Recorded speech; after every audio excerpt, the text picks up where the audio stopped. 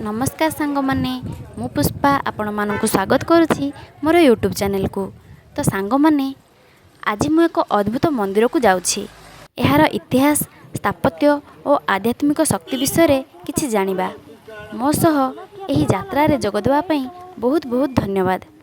मो YouTube channel रे जदि आज नुआ अछंती मो वीडियोटी को लाइक शेयर सब्सक्राइब करंतु एवं पाखरे थिबा बेल आइकन टी को दबाई जोड़ी रुहंतु। चलंतु आरंभ करिबा आजिर वीडियो।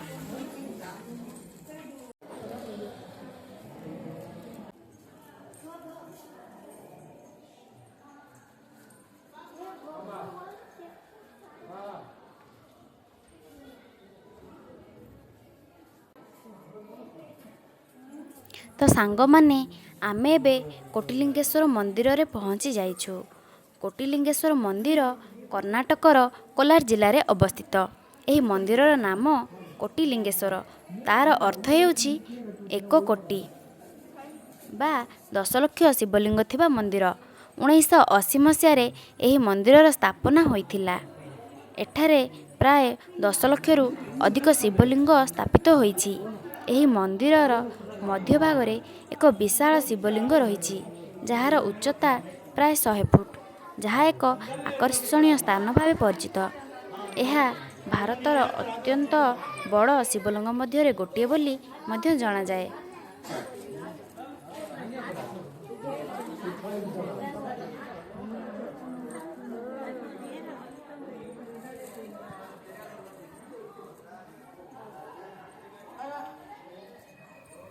कोटिलिंगेश्वर मंदिर एक भावनापूर्ण स्थान। यह मंदिरर निर्माण एक योजना भितर होइछि।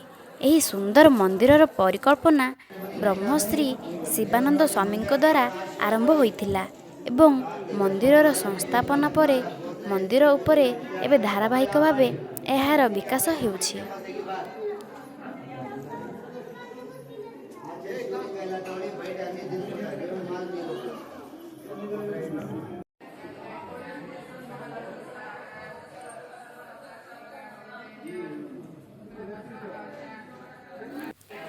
एही मंदिर रे ब्रह्मा विष्णु महेश्वर मंजुनाथ शनि ठाकुर गणेश कार्तिक एहीपरि समस्त देवादेवी को उपासना करा जाए एवं एहाकु एक विशाल धार्मिक स्थल भावे ग्रहण करा जाइथाए।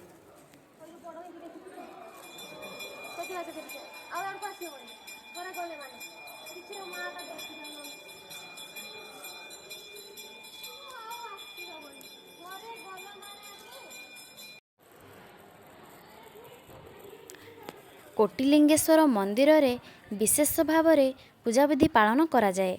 शिव चतुर्दशी और महाशिवरात्रि उत्सव एठारे विशेष भावे पालन करा जाए। एथिपाई भक्त माने दूर दूरांतररू एठाकू आसीथांती।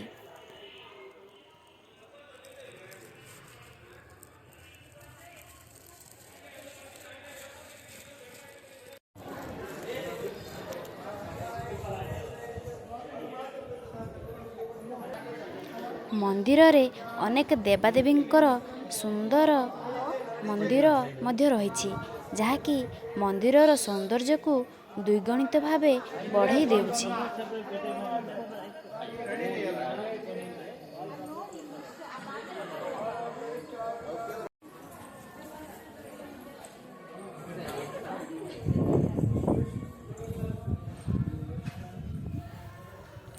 मंदिरर गुणात्मक आकर्षण एवं शिवंक प्रति आस्था ही एठारे मुख्य रहस्य। एठाकू दर्शन करिबा परे शिवभक्त माने निजर अनेक मनस्कामना और आशीर्वाद पाइबार विश्वास रखती। यह एक अत्यंत धार्मिक एवं पर्यटन स्थान भावे परिचित।